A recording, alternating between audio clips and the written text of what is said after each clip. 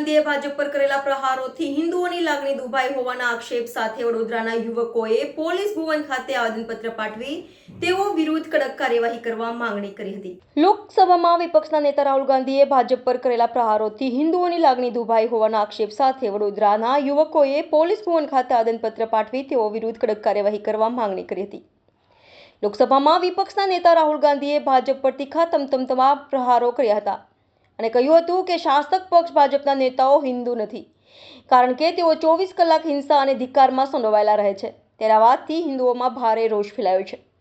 ત્યારે વડોદરામાં પણ કેટલાક યુવકોએ એકત્ર થઈ પોલીસ ભવન ખાતે આવેદનપત્ર પાઠવી રજૂઆત કરી હતી। જયમીન વાઘેલાએ માહિતી આપતા જણાવ્યું હતું કે રાયબરેલી લોકસભાના સાંસદ અને વિપક્ષના નેતા રાહુલ ગાંધી દ્વારા દેશની લોકસભામાં એવું જણાવવામાં આવ્યું હતું કે હિન્દુઓ 24 કલાક હિંસા અસત્ય કરે છે।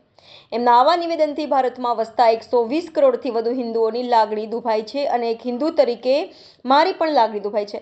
આ બદલ તેઓ સમસ્ત હિન્દુ સમાજની માફી માંગે અને ભારતીય ન્યાયતંત્ર તેઓ પર કડક કાર્યવાહી કરે તેવી માંગણી કરવામાં આવી હતી। માનનીય શ્રી પોલીસ કમિશનર સાહેબની કચેરીમાં આવ્યા છે, જે ગઈકાલે લોકસભામાં વિપક્ષના નેતા રાહુલ ગાંધીએ જે પ્રમાણેની હિન્દુ લોકો માટે અને હિન્દુત્વ માટે જે પ્રમાણે ટિપ્પણી કરી તેના વિરોધમાં તેમના વિરુદ્ધ જે કાર્યવાહી કરવામાં આવે તેને માટે આજે અમે પોલીસ કમિશનર સાહેબને આવેદનપત્રમાં આવે છે। રાહુલ ગાંધી દ્વારા અવારનવાર આવા જ શબ્દોનો ઉપયોગ કરવામાં આવે છે અને આવા જ વિષયો પર એ ખબર નહીં શું કરીને આવે છે કે શું કરે છે એમનું ખબર, પણ આ રીતનું વર્તન ને આ રીતની વિષય જે લોકસભામાં તમે ના કરી શકો, જે દેશનું ગૌરવ છે, ગર્વ છે, લોકતંત્રનું મંદિર કહેવાય, જ્યાં તમે એક માત્ર સમાજ વિરુદ્ધ આવું શબ્દનો ઉપયોગ ના કરી શકાય।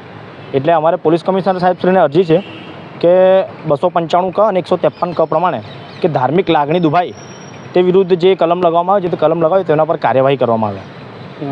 જયમીન વાઘેલા।